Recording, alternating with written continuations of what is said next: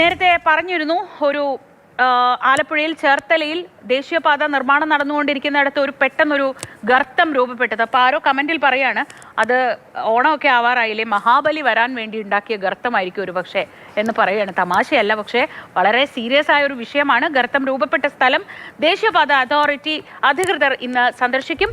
ആലപ്പുഴയിലെ നിർമ്മാണം നടക്കുന്ന ദേശീയപാതയിൽ 4 മീറ്ററോളം ആഴമുള്ള ഗർത്തം ഇന്നലെ രാത്രിയാണ് രൂപപ്പെട്ടത്.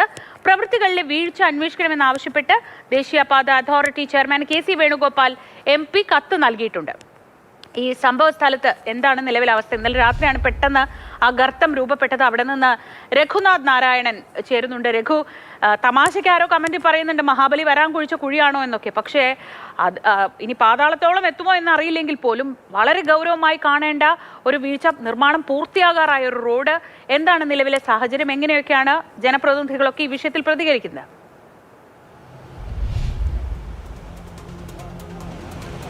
ശ്രീജ, വേണേ നമുക്ക് തമാശയ്ക്ക് നമ്മുടെ കമൻറ്റിൽ പറഞ്ഞ പോലെ മഹാബലി വരാൻ വേണ്ടി എടുത്ത കുഴിയാണെന്ന് പറയാം. പക്ഷേ ആ 12 അടിയോളം താഴ്ച ഉണ്ടായിരുന്നു. ഈ ഭാഗത്തായിരുന്നു കുഴി ഉണ്ടായിരുന്നു. ആ താഴ്ചയിലേക്ക് മനുഷ്യൻ പോയാൽ, ഒരു വാഹനം പോയാൽ ഉണ്ടാകുന്ന അപകടം എത്രത്തോളം വലുതാകും എന്ന് നമുക്ക് ഊഹിക്കാവുന്നതേ ഉള്ളൂ. ഇന്നലെ രാത്രിയോടുകൂടി തന്നെ ഈ പൊളിഞ്ഞ ഭാഗം കോൺക്രീറ്റ് ഇട്ട് അവർ ഉറപ്പിച്ചിട്ടുണ്ട്. ഇനി ടാർ ചെയ്താൽ അത് കുഴപ്പമില്ലാത്ത രീതിയിൽ വരുമെന്നുള്ളതാണ് അവരുടെ അനൗദ്യോഗികമായിട്ടുള്ള വിശദീകരണം. നമുക്കറിയാവുന്നതുപോലെ ആലപ്പുഴയുടെ പല ഭാഗത്തും ഇതേപോലെയുള്ള മണൽ, അതായത് കായൽ മണൽ ഉപയോഗിച്ചിട്ടാണ് ഈ ഇത്തരത്തിൽ ഫ്ലൈ ഓവറുകൾ, അതായത് ഏകദേശം നമുക്ക് അതിൻ്റെ ഒരു പൊക്കം നമ്മൾ ദേശീയപാതയിലൂടെ സഞ്ചരിച്ചവർക്ക് മനസ്സിലാവും. താഴത്തെ സാധാരണ നിലയിൽ പണ്ടുണ്ടായിരുന്ന ഹൈവേയിൽ നിന്നൊരു 10-12 അടി മുകളിലാണ് ഈ ഉയരപ്പാതയുള്ളത്. ആ ഉയരപ്പാതയ്ക്ക് എന്തെങ്കിലും സംഭവിച്ചാൽ എത്ര വലിയ അപകടമാണ് ഉണ്ടാകുന്നതെന്ന് നമ്മൾ ഇവിടെ കൊല്ലത്ത് കണ്ടതാണ്. ഇത്തരത്തിൽ മണ്ണ് ഉപയോഗിച്ച് നികത്തിയ ആ ഫ്ലൈ ഓവർ പൊളിഞ്ഞു പോയപ്പോൾ എന്തായാലും ഇങ്ങനെ പലതരത്തിൽ പലയിടങ്ങളിൽ പലപ്പോഴായിട്ട് ആശങ്കകൾ ഉണ്ടായിരുന്നു. അതിനൊന്നും കൃത്യമായിട്ടുള്ള മറുപടിയോ അല്ലെങ്കിൽ ഇത് സുരക്ഷിതമാണെന്നുള്ള കാര്യങ്ങളോ ഒന്നും ഔദ്യോഗികമായിട്ടൊന്നും ഇതുവരെ ദേശീയപാത അതോറിറ്റി അധികൃതർ പറഞ്ഞിട്ടില്ല. കോൺഗ്രസ് നേതാവ് ശരത് എന്നോടൊപ്പം ഉണ്ട്. പലപ്പോഴും ഈ നിർമ്മാണ ഘട്ടത്തിൽ തന്നെ നിങ്ങൾ സമരം ചെയ്തിട്ടുണ്ട്. അന്നൊക്കെ ഏതെങ്കിലും ഒരു ഉറപ്പോ അല്ലെങ്കിൽ ഇത് പരിശോധിക്കാവുന്ന ഏതെങ്കിലും രീതിയിലുള്ള മറുപടി കിട്ടിയിട്ടുണ്ട്? മറുപടി ഇപ്പോഴും കിട്ടുന്നുണ്ട്. പരിശോധിക്കാം. ഞാൻ പറയുന്നത് ഒരു ദേശീയപാതയാണ്. ബാക്കി എല്ലാം മാറ്റിവെച്ചു. ഒരു പഞ്ചായത്തിൻ്റെ ഇടപെടൽ അവിടെ പോലും സംഭവിക്കാൻ പാടില്ല.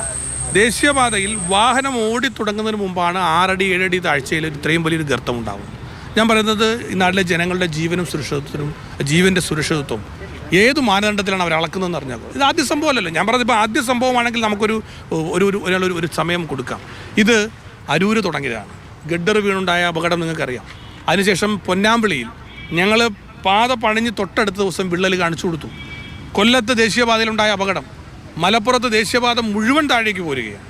ഇപ്പം നമ്മുടെ കുതിരാനിലുണ്ടായ സംഭവം. ഞാൻ പറയുന്നത് ദേശീയപാതയിൽ അപകടങ്ങളുടെ തുടർക്കഥയായിട്ട് ഇങ്ങനെ വന്നുകൊണ്ടിരിക്കും. ഇവിടെ തന്നെ 11-ാം മൈലിൽ തന്നെ ജപ്പാൻ പൈപ്പ് പൊട്ടി ഇവിടെ വലിയ പ്രതിസന്ധി ഉണ്ടായി.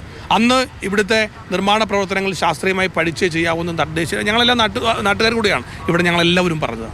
അതിനേക്കാൾ ഉപരിയായിട്ട് ഇത് ഉപയോഗിക്കുന്ന മണ്ണ്, ഇത് കായലിൽ നിന്നുള്ള വളരെ പൊടിമണ്ണാണ്, പശിമയുള്ള മണ്ണാണ് ഇവിടെ ഫില്ല് ചെയ്യാൻ ഉപയോഗിക്കുന്നത്. അതിനെക്കുറിച്ച് പറയാതെ നല്ലൊരു മഴ പെയ്താൽ സ്വാഭാവികമായിട്ടും അത് താന്നു പോകും. അതുപോലെ സൈഡിൽ വെച്ചിരിക്കുന്ന ചെറിയ സിമൻറ്റ് ടൈലുകൾ ചീട്ടുകൊട്ടാരം അടുക്കി വെച്ചിരിക്കുന്ന പോലെയാണ് വെച്ചിരിക്കുന്നത്. കഴിഞ്ഞ ദിവസം ഇതിന് പോകുമ്പോൾ ആൾക്കാർക്ക് കാണാം താഴേക്ക് മണ്ണിങ്ങനെ മൂടിക്കിടക്കും. ഇതിൻ്റെ ഇടയിലൂടെ നല്ല മഴ പെയ്യുമ്പോൾ മണ്ണ് താഴേക്ക് ഊർന്നിറങ്ങുകയാണ്. ഈ റോഡിൽ നിന്ന് മണ്ണ് ഊർന്നു പോയാലുള്ള അവസ്ഥ എന്താ? റോഡ് സ്വാഭാവികമായിട്ടും താഴേക്ക് പോകും. ഞാൻ പറഞ്ഞത് ഇതൊരു ദേശീയപാതയാണ്. ഇത് എത്ര തവണ ഇപ്പം ഞങ്ങൾ ഇവിടുത്തെ MP PSCയുടെ ചെയർമാൻ കൂടിയാണ്, പബ്ലിക് അക്കൗണ്ട്സ് കമ്മിറ്റി ചെയർമാൻ കൂടിയാണ്. അരൂർ സംഭവം ഉണ്ടായപ്പോൾ PSC കമ്മിറ്റിയെ മുഴുവൻ കൊണ്ടുവന്ന് തെളിവെടുത്ത് പാർലമെൻറ്റിൽ ഈ വിഷയം അവതരിപ്പിച്ച് കേന്ദ്ര ഗവൺമെൻറ്റിനെ ഇത് അറിയിച്ച ആളാണ്. അതിനുശേഷവും നടപടി ഉണ്ടാകാതെ മുന്നോട്ട് പോകുമ്പോൾ വലിയ അഴിമതിയാണ്. ആദ്യം പോലെ പറയുന്നത് വലിയ അഴിമതിയാണ് ഇതിൻ്റെ പിന്നിൽ. ഇന്നലെ തന്നെ മാധ്യമപ്രവർത്തകരൊക്കെ ഇവിടെ വന്നതാണ്.